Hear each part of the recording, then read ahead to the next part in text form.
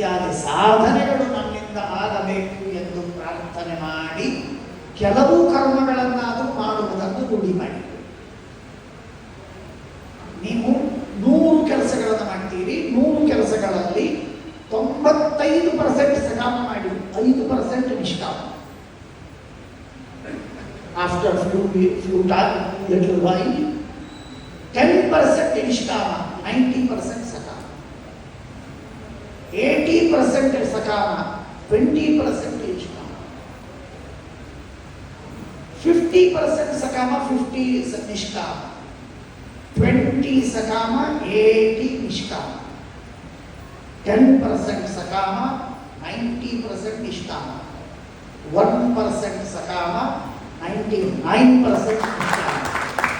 ಈ ರೀತಿಯಾಗಿ ನಿಷ್ಕಾಮವಾಗಿ ಕರ್ಮವನ್ನು ಮಾಡುತ್ತಾ ದೇವರ ಭಕ್ತಿ, ದೇವರ ಜ್ಞಾನ, ವಿಶಿಷ್ಟ ವೈರಾಗ್ಯ, ಸದ್ಗುಣಗಳು, ಧರ್ಮನಿಷ್ಠೆ ಎಂಬ ಪಂಚಾಂಗಗಳು, ಸಾಧನೆಯ ಪಂಚಾಂಗ, ಆ ಸಾಧನೆಗಳ ಅನುಷ್ಠಾನ ಮಾಡುವಂತೆ ಪರಮಾತ್ಮ ಮಾಡಲಿ ಅಂತ ನಾವು ಪರಮಾತ್ಮನಲ್ಲಿ ಪ್ರಾರ್ಥನೆ ಮಾಡೋಣ. ಇವತ್ತಿನ ಈ 2 ತಾಸಿನ ಕಾರ್ಯಕ್ರಮವೇನಿದೆ ಇದು ಕೇವಲ ನಿಷ್ಕಾಮವಾಗಿ ನಮಗೆ ಜ್ಞಾನ ಸಾಧನವಾಗಲಿ, ಜ್ಞಾನ ಭಕ್ತಿ ವೈರಾಗ್ಯಾದಿ ಸಾಧನವಾಗಲಿ ಎಂದಾಗಿ ಬೇಡಿಕೊಂಡು ಪರಮಾತ್ಮನಲ್ಲಿ ನಮಸ್ಕಾರ ಮಾಡೋಣ. ಇಲ್ಲಿಯ ಎಲ್ಲ ವೈದಿಕರು ಹಾಗೂ ಲೌಕಿಕರು ಎಲ್ಲರೂ ಸೇರಿ ಮಾಡಿದಂತಹ ವಾಲಂಟಿಯರ್ಸ್ ಅತ್ಯಂತ ಚಿಕ್ಕ ಮಗುವಿನಿಂದ ಆರಂಭ ಮಾಡಿ ಹಿರಿಯವರವರೆಗೆ ಎಲ್ಲರೂ ಕೂಡ ಚಾತುರ್ಮಾಸ್ಯವನ್ನು ಅತ್ಯದ್ಭುತವಾಗಿ ಮಾಡಿದ್ದಾರೆ. ನನ್ನ ಒಂದು ಮಾತು ನಾನು ಹೇಳಬೇಕು, ಮುಂಬೈಯಲ್ಲಿ 300 ವರ್ಷದಿಂದ ಇದ್ದ ಮಾಧ್ವರು ಇಲ್ಲ, ಆದರೆ ಹೈದರಾಬಾದಿನಲ್ಲಿ 300 ವರ್ಷಗಳಿಂದಲೂ ಇದ್ದ ಮಾಧ್ವರು.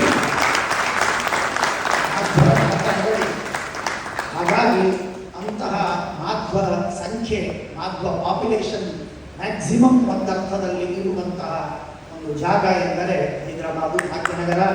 ಇದರಲ್ಲಿ ಚಾತುರ್ಮಾಸ್ಯ ಮಾಡಿದ್ದು ಲಕ್ಷ ಜನರಿಗೆ ಉಪಯೋಗವಾಗತ್ತೆ, ಉದ್ಧಾರವಾಗ್ತದೆ.